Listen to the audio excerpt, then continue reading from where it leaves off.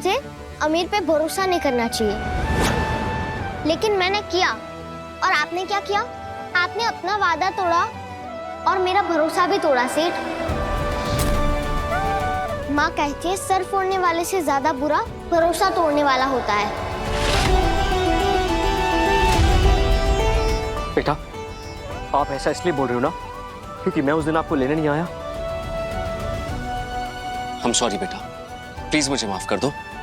मुझे उस दिन जल्दी में इंदौर जाना पड़ गया था और मैं मुंबई वापस आया था। अपने वकील के साथ पुलिस स्टेशन भी गया था, लेकिन वहां जाके पता चला कि बंटी जेल से भाग गया और फिर से पकड़े भी गए।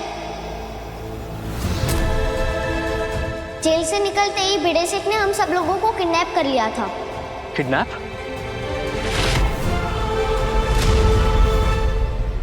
अरे बस्ती तो मेरे भी हाथ से निकल गई है। वो रायचंद इतना धोखेबाज निकला, पैसे तो दिए ही नहीं उसने मुझे, लेकिन मेरे बस्ती के प्रॉपर्टी के पेपर भी वो खुद लेके गया अपने नाम करने के लिए। एक बात याद रखना लड़की, अगर वो फाइल नहीं लाई ना तो इन सब का मैं वो हाल करूंगा कि गमला कौन है और बंटी कौन है कुछ समझ में नहीं आएगा। अभी भी बंटी ब्याकर जी और गमला भिड़े शेख के कब्जे में है और वो उन्हें तभी छोड़ेंगे जब उन्हें ममता बस्ती के कागजात मिलेंगे। वही कागजात लेने में आई थी इंदौर, आपके घर। ममता बस्ती के कागजात? हाँ, मेरी बस्ती, मेरा घर, जिसे आप तोड़ के वहाँ शॉपिंग मॉल बनाने वाले हो। मैं कागजात लेके आपके घर से निकल ही रही थी कि आपने मुझे बेहोश कर दिया। मेरे हाथ से ममता बस्ती के कागजात भी छीन लिए और अब पता नहीं आप मुझे उस ट्रक में बैठाकर कहाँ भेजना चाहते हैं। बेटा, ऐसा कुछ भी नहीं है। आप पे विश्वास करके मैंने एक बार देख लिया सेठ, अब दूसरी बार मैं ये गलती नहीं करूंगी। माँ कहती है कि जो अपनी गलतियों से ना सीखे उनकी मदद भगवान भी नहीं करता। आपकी वजह से आज मैं बंटी ब्याकर जी और गमला से दूर हुई हूँ। ये आपने बहुत गलत किया सेठ। तुलसी बेटा, मैं ऐसा क्यों करूंगा? पहले आपको पकड़वाऊंगा फिर आपको ढूंढूंगा। ऐसा कहाँ होता है? मेरा यकीन करो, मैंने ऐसा कुछ भी नहीं किया। प्लीज मुझे एक मौका और दे दो। मुंबई में मैंने जो वादा किया था ना, मैं उसे निभाऊंगा, मैं उसे पूरा करूंगा। बेटा प्लीज मेरे साथ मेरे घर चलो। मैं प्रॉमिस करता हूं कि आपकी फाइल जिसने भी ली है ना, मैं आपको वापस दिलाऊंगा और बंटी, कजरी और गमला उन सबको भी छुड़वाऊंगा।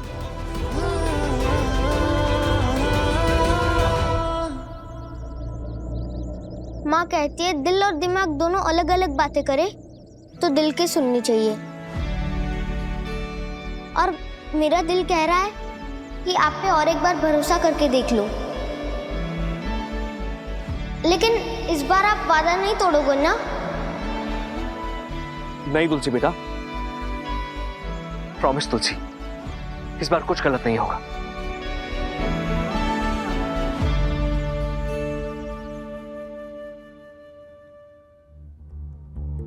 क्या आंटी, लगता है आपकी दवाई आपके प्लान की तरह फ्लॉप हो गई है।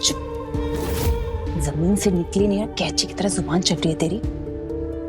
दवा तो असर करेगी, पर इस बार मेरा प्लान फ्लॉप नहीं हो सकता। देख लेना। अब देखो आंटी, मैं तो चली गेम खेलने, अब जब मेरा काम होगा ना तो मुझे बुला लेना। चलो बहू, अब मेहमानों के आने की तैयारी करते हैं।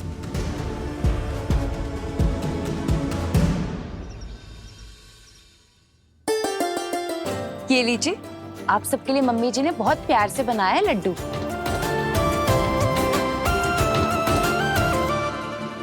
वैसे कुछ ही वोटों का ही फर्क था, वरना आज ही लड्डू मैं ही बांट रही होती।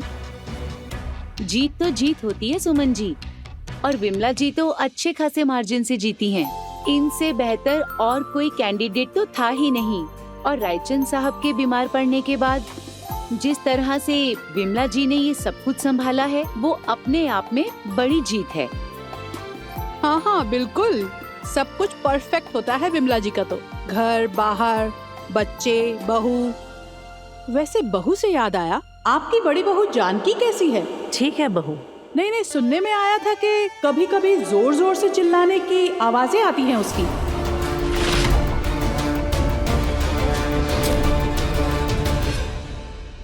कुछ प्रॉब्लम है क्या? ऐसा कुछ नहीं है सुमन जी। हाँ, बीच में थोड़ी बीमार जरूर थी, लेकिन बीमार कौन नहीं होता। अब बिल्कुल ठीक है मेरी बहू, और ठीक तो होना ही है उसे, कि उसकी बेटी हमारी पोती वृंदा जो वापस आ गई है। वैसे आपकी बहू जानकी कहाँ है? अभी बुलाती हूँ। उर्मिला, जानकी को लेकर आओ। अब आएगा असली मजा। आओ जानकी भाभी, मिलो सबसे। घर में आज आपका आखिरी दिन जो है।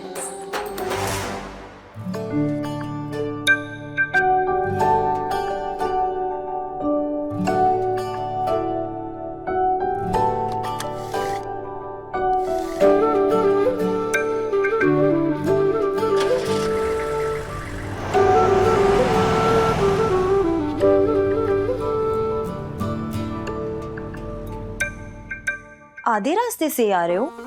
क्यों, क्या हुआ? मुंबई क्यों नहीं गए? वो मैं जिस काम से मुंबई जा रहा था वो आधे रास्ते में ही हो गया। किस काम से रघु? जाते वक्त भी तुमने नहीं बताया कि मुंबई किस काम के लिए जा रहे हो। जानकी, वो सब मैं आके बताऊंगा। बस यूं समझ लो कि तुम्हारे लिए और वृंदा के लिए एक सरप्राइज है। अच्छा ठीक है, तुम आराम से घर आ जाओ। मम्मी के भी काउंसिल मेंबर्स आ गए हैं, मैं उनको अटेंड कर लेती हूँ।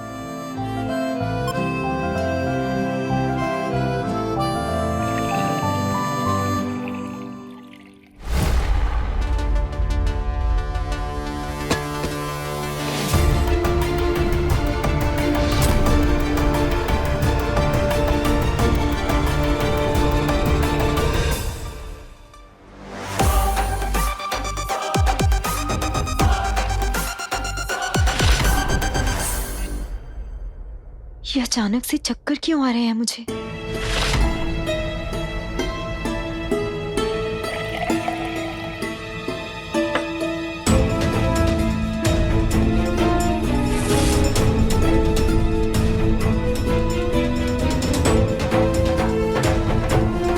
मेहमान भी आए हुए हैं घर पर, आज कुछ गड़बड़ नहीं होनी चाहिए। ओहो भाभी, क्या हुआ? मतलब कि आपकी तबीयत ठीक है ना? बाहर मम्मी जी आपको सबसे मिलवाना चाहती हैं। पर भाभी कोई बात नहीं, आपकी तबीयत ठीक नहीं है तो आप जाके कमरे में आराम कीजिए, मैं बाहर बहाना बना दूंगी। ठीक है उर्मिला, उसकी कोई जरूरत नहीं है। मम्मी जी चाहती हैं कि मैं उन लोगों से मिलूं, मैं जरूर मिलूंगी। चलो बेटा, आपको भूख लगी है?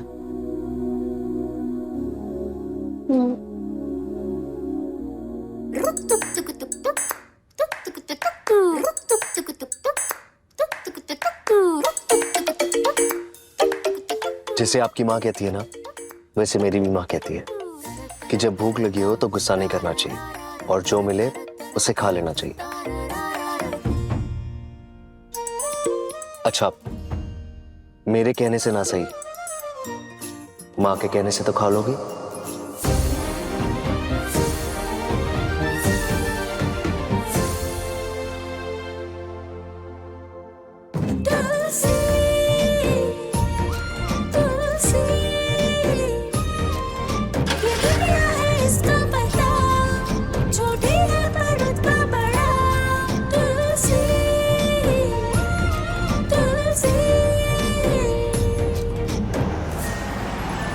क्या आप मुझे बता सकते हो कि आपको वो फाइल किसके रूम में मिली थी? हाँ, वो दूसरे सेठ और सेठाने के कमरे में से मिली थी। बेड के नीचे छुपाई हुई थी वो फाइल। बेटा, आप मुझे याद करके बता सकते हो कि उन अंकल ने कान में बाली पहनी थी? मैंने कहा था ना, वहां पे हमारे मॉल का कंस्ट्रक्शन 2 दिन में स्टार्ट होने वाला है। 2 दिन के अंदर अंदर ममता बस्ती पर बुलडोजर चल जाना चाहिए। हाँ हाँ, वो सेठ के कान में थी बाली।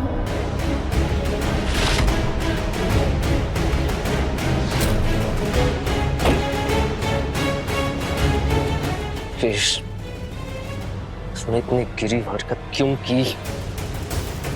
इसके लिए मैं तुझे कभी माफ नहीं करूंगा, कभी नहीं।